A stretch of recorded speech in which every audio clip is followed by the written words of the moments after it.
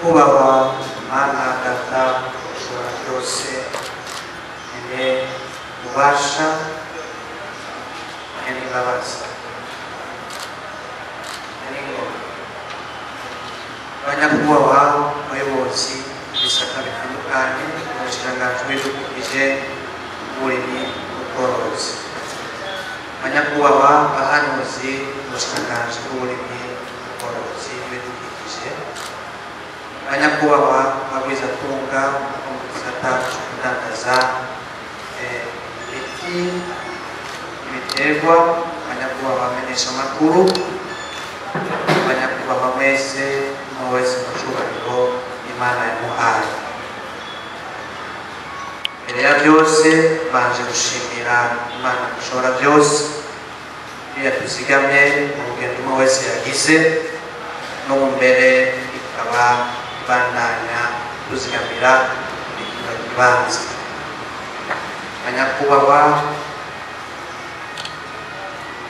umwe wese mu cyubahiro Imana yamuhaye, uyu munsi w'igenekerezo rya 20 Ntwarante umwaka w'2020 iteka ntangere n'umunezero kurije yo kugurura inama yo gusigurira abari muri kino gisata cyo kudandaza imiti, ibiterwa, ano mategeko agenga urwo rudandaza, kubahiriza ngo bubahirize mbere ayo mategeko no kwitegurira neza impeshi y'uyu mwaka turimo w'2020, gufasha abarimyi gukingira ibiterwa yabo kugira umwimbu wiyongere urugero rushimishije.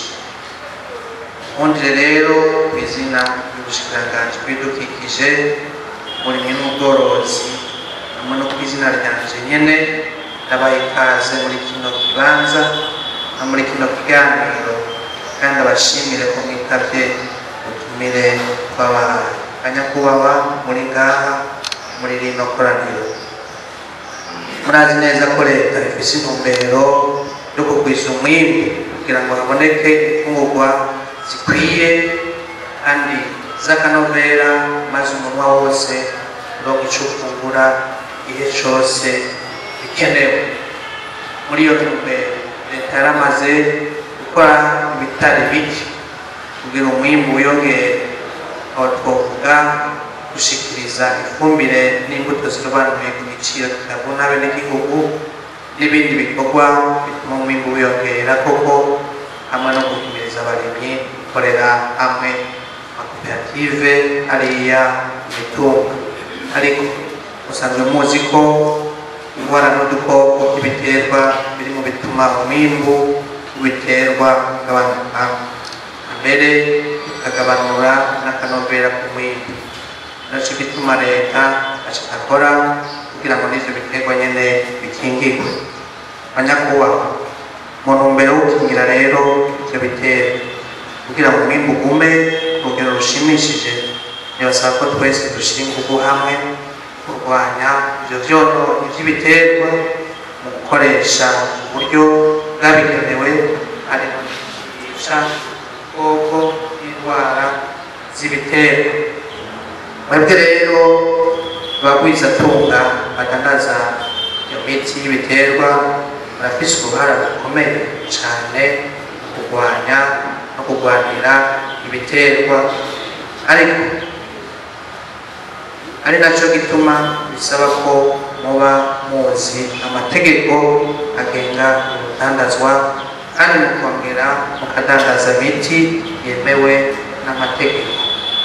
Mu gihe giheze haribonekeje ko hariho abadandaza imiti itemewe n'amategeko, kandi mbere n'abadandaza badafise uruhusha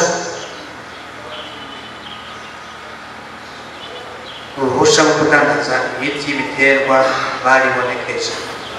Niho abahinga bajejwe gukingira ibiterwa baciye baja ku rubuga kwigisha no kuraba ibisabwa no kuraba ibisabwa kugira ngo umuntu abe udandaza imiti ijejwe gukingira gukingira ibitero. Tukaba dukenguruka ko hariho abaciye bafata iya mbere mu gukurikiza izo mpanuro, abandi mbere bagaca bitura ubushikiranganji mu gusaba uruhusha rwo kudandaza ku mugaragaro imiti ijejwe gukingira ibitero, kubera yuko mufise uruhara rudasanzwe mu gufasha kugwiza umwimbu, mu gufasha mbere n'abenegihugu gukingira ibiterwa vyabo. Ubushikiranganji bwaciye bubatumira kugira ngo bibutse amategeko ajejwe gukwiragiza imiti yo gukingira ibiterwa, umwere kandi buhe impanuro zibaha uburenganzira bwo gukora ico gikorwa mw'iteka. Tukabasaba kandi ko mw'iyo ntumbero yo gufasha abenegihugu ko mwokurikiza impanuro z'abahinga bajejwe gukingira ibidukikije kandi mugashira imbere ineza y'abarimyi, kwirinda kwikika mu kiza mu gukwiragiza imiti ku giciro kirenze canke mu gushira ku isoko imiti itemewe n'amategeko.